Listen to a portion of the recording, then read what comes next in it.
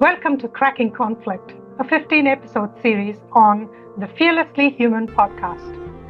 I'm Kavita Khanna, a leadership and culture strategist, coming to you from Aotearoa, New Zealand. And I'm Dr. Vicki Dalton, a clinical and forensic psychologist tuning in from Indianapolis in the US of A. Welcome back, everyone. We are on episode 8, titled Friction in Diverse Teams.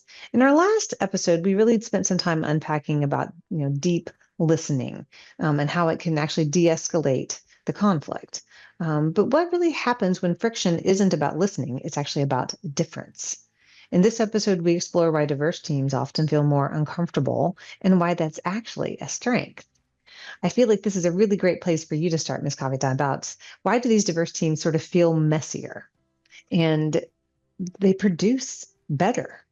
Yeah, I mean, think about your typical startup. Think about any of those Netflix shows that you've seen where there's a big organization and someone just moves out of it and then there's a bunch of people sitting in the garage problem solving. It's often noisy. They are often not agreeing with each other. That small setup allows people to be frank. They've all got a common history. They've all walked away from something big and tried to do something quite risky, but they also allow each other to talk. And while that for an outsider, that looks like they're yelling and not agreeing, ultimately, all of that tension creates something that's really well tested. I can go to my personal example.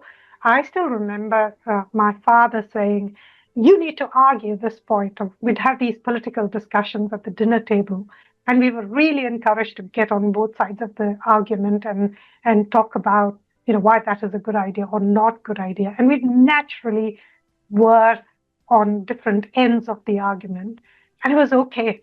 But for anyone who walked in, they would look at that and think, this family is just yelling at each other. But what we learned from that was it was okay to be different. And we also learned how to have good, rational arguments for getting your points across, so good communication skills, etc. So diverse teams do feel messier.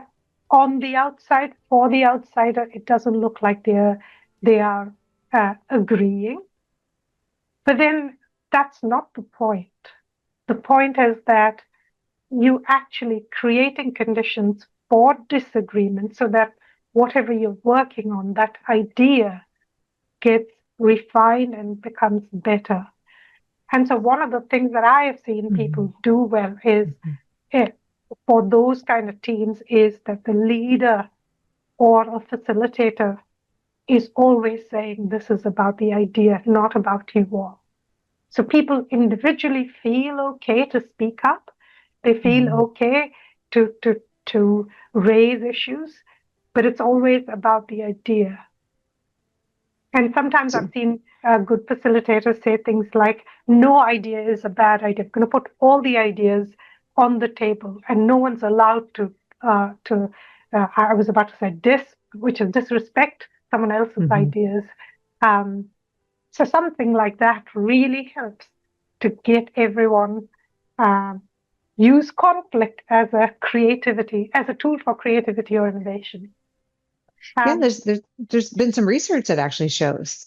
Lily got an article published in Harvard Business Review that when they were working with a lot of their alliance partners, and they did some sort of like polling, they really found over the course of time that the partnerships, the alliances that actually had more tension, that were not always perfect aligned, actually ended up with the best outcomes, product to market, the ideas, the successes, the problem solvings, that a little bit of the rubs created an environment of improvement and being able to create an environment where you're allowed to have some of that conflict.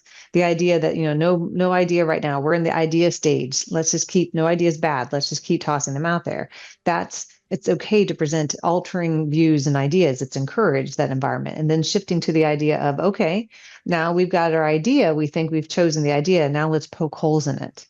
And part of that process of saying it's just staying on the idea and not about the person. You remove it from that cognitive distortion stuff we were talking about before. I'm not taking it personal, not Yeah. believing your own stuff is the right stuff. My stuff is stuff, your stuff is crap. That kind of concept. That's a cognitive taking, overvaluing things that are your own. It's one of the examples of a cognitive distortion. So, so are Go there any ahead. watch outs? Are there anything that we need to watch out with these cognitive dissonance, Mhm. even in those, even if we accept that Mhm. this is going to be uncomfortable? Are there any watch outs? Yeah, I think kind of going back to some previous episodes, see if you can identify over the course of time in your own personal life and at work, are you prone to certain patterns of thinking? Are you prone to, really taking it personal when somebody disagrees with you and having to hold that in your mind?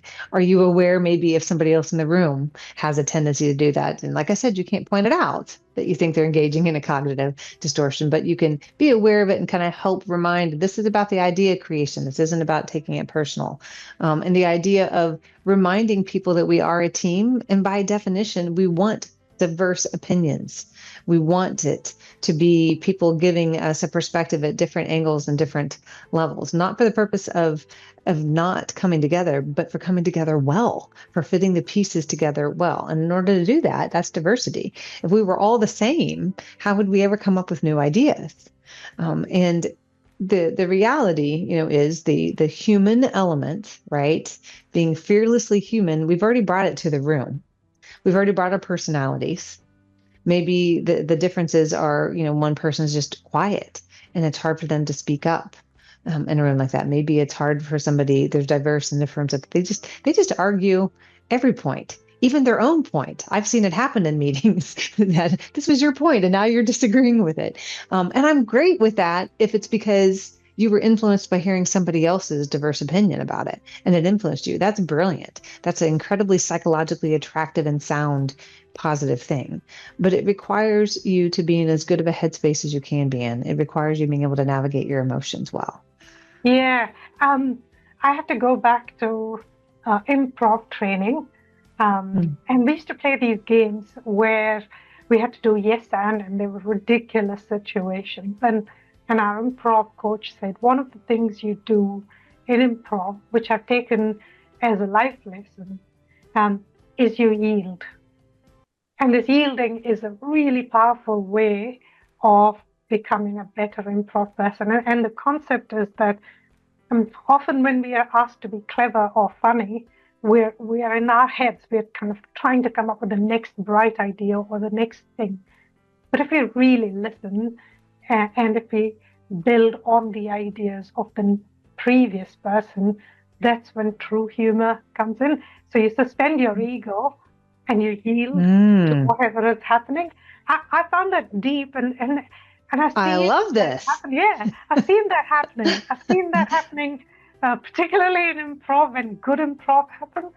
Unless like someone's trying to be clever and they want to one up, versus someone who's just yielding and saying, "Okay, I'll pick that idea and move it on," And and run. then I move on. Yes. Yeah. You were So absolutely right. That is great. How do we bring improv to, our think tanks? How do we bring improv to our board meetings, to our stakeholders? How do we bring that idea of let's stay creative, listen and build? And I heard what you said, how do we let go of the ego? Right? That sounds like a whole nother podcast. You guys might need to tune in for that one at a different time. But the idea that all of this emerges from conflict, it is not a bad thing. no. It can be if managed poorly. It can sever relationships. It can harm people, like we talked about in an earlier podcast. But it can also bring forth humanity, connection. Uh, we can improve our listening skills. We can better understand our own wiring so that it doesn't kind of catch us off guard and we're unprepared. We can learn to help other people navigate their own struggles in respectful kind of ways. These are all parts of sort of breaking down that conflict code. Yeah, I think there is money to be made if there would be a driving course somewhere where not in my car, but they have cars that I send them there for my son to learn how to drive, and he's a good driver now.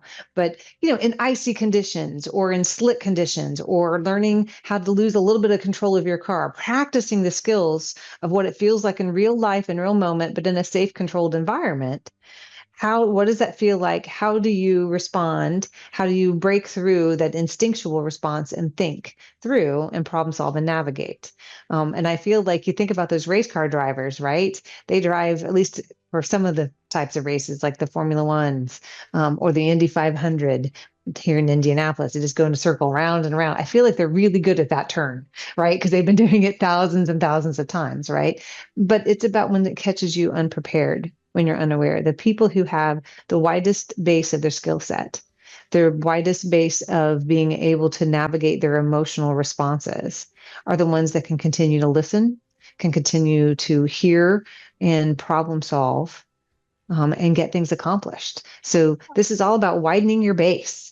I was just thinking about that simulation thing. We could do something like that with conflict and help people train them. I We think we just could. give everyone pre-assigned roles and then get them Yep. to stage conflict. Oh, that would be Yeah. so much And fun. yeah, and to practice specifically. All right, your job right here is to absolutely lose your mind and be really angry. And then your job right here is to, how do you actively listen? How do Yeah, you handle like and practice it out? That would be fun, especially if everybody, we had to do like a level of reset. Everybody in the room are equals, even if there's yeah, maybe, C-suite with some of the more junior partners. That'd be fun actually. But in the reality, to your point, it's practice. I guarantee you, our listeners right now, in the next half hour, they will have an opportunity to identify their emotion or something that inspired it, or they'll be watching a show and can identify that person's emotion and recognize it. And they can practice, how would they navigate it? What would it feel like? How do I feel right now? Would label that feeling. How do I want to express myself? There's ways to practice this in almost all walks of life and all avenues. And the more, instead of avoiding the conflict, learning how to manage it and navigate it. And the easiest ways to do that is to not be so afraid of it. Now, that doesn't mean I want you to go out there and stir the pot. No, but conflict will find us and it'll be necessary. And to our point in these last couple of episodes, it's an opportunity for growth and innovation and creativity if managed yeah. well. In summarizing today's episode, what we're really saying is that conflict brings discomfort, but the discomfort need not be wrong. In fact, it might be a sign, if you do it well, that you're doing something right. And so, for our next episode, we're going to go inward, exploring the blind spots and biases that Vicky's been talking about, and shape how we see the world and how we show up in conflict. So that's for episode 9. See you later, and thanks for listening.